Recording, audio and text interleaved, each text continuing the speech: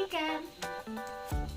Psikologi pendidikan adalah salah satu pembelajaran yang membahas mengenai ilmu penerapan konsep-konsep psikologi tentang tahap-tahap pertumbuhan dan perkembangan individu.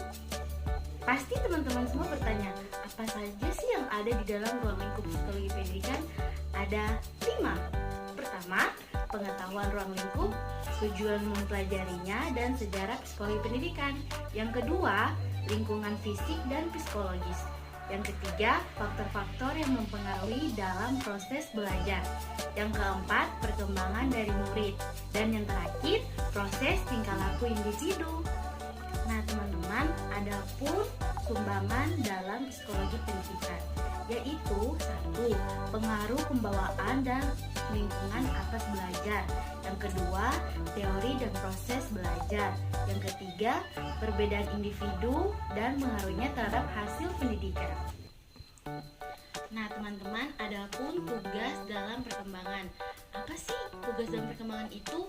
Tugas perkembangan adalah tugas yang datang pada waktu tertentu dalam kehidupan individu. Sebuah kesuksesan yang mengarah pada ketidakbahagiaan pada individu, ketidaksetujuan oleh masyarakat, dan kesulitan dengan tugas-tugas selanjutnya. Adapun tugas menurut Hafigus, menurut dia, 1. Belajar kecakapan saat bermain. Yang kedua, pembentukan perilaku yang sehat terhadap diri sendiri. Yang ketiga, belajar berbaur dan bersahabat dengan sesama. Nah teman-teman, tadi kan kita sudah membahas tugas perkembangan. Sekarang saya akan menjelaskan tentang teori perkembangan. Teori perkembangan adalah suatu pembahasan mengenai pendidikan dalam menyelesaikan sikap atau bentuk perubahan di dalam diri individu secara bertahap dan teratur pada setiap kehidupan manusia. Nah, adapun tahap-tahap dalam teori perkembangan, menurut Sigmund Freud, dalam teori ini terdapat beberapa tahap, yaitu pertama tahap oral, itu dari umur 1 sampai 5 tahun. Tahap anal itu mulai dari 1, 3 hingga 5 tahun. Dan tahap balik 3 sampai 6 tahun. Tahap latensi itu merupakan tahap 6 atau puber. Tahap terakhir yaitu tahap genital atau puber dan seterusnya. Nah teman-teman, sekarang kita akan membahas tentang perbedaan individu. Apa sih perbedaan individu itu? Perbedaan individu adalah sebuah perubahan, perkembangan yang dialami oleh setiap individu pada tahap-tahap tertentu sehingga terdapat perbedaan pada masing-masing makhluk hidup. Adapun ciri-ciri perbedaan individu, pertama perbedaan kognitif, yang kedua kecakapan bahasa, yang ketiga kecakapan motorik, yang keempat perbedaan latar belakang, yang kelima perbedaan bakat, yang keenam perbedaan kesiapan belajar, yang ketujuh perbedaan jenis kelamin dan gender, yang kedelapan perbedaan minat, yang kesembilan perbedaan tingkah laku, yang kesepuluh perbedaan nilai, yang kesebelas perbedaan konsep diri, dan yang kedua-belas perbedaan kebiasaan belajar.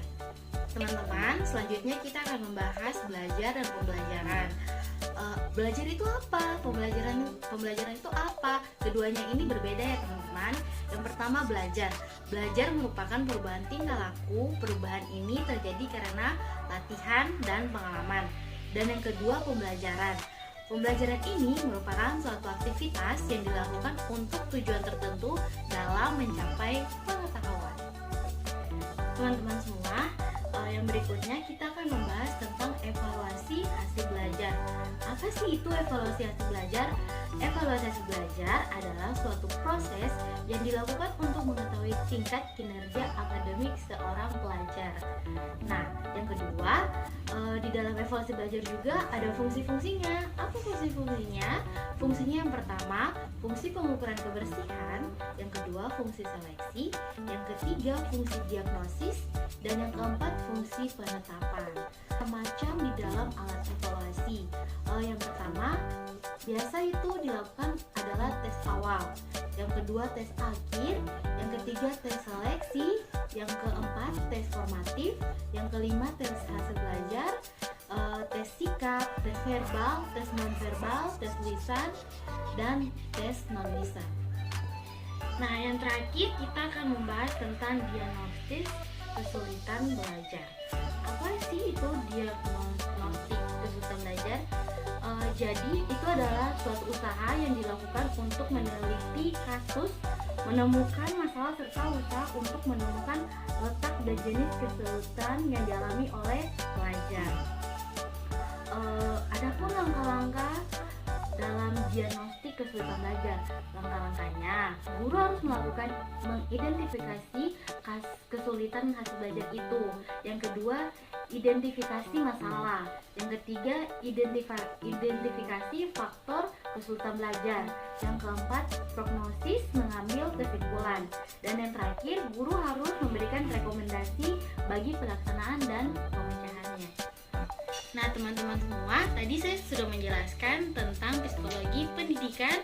Nah, teman-teman semua, sekian penjelasan saya tentang psikologi pendidikan. Jangan lupa like, comment, and subscribe ya. Dadah!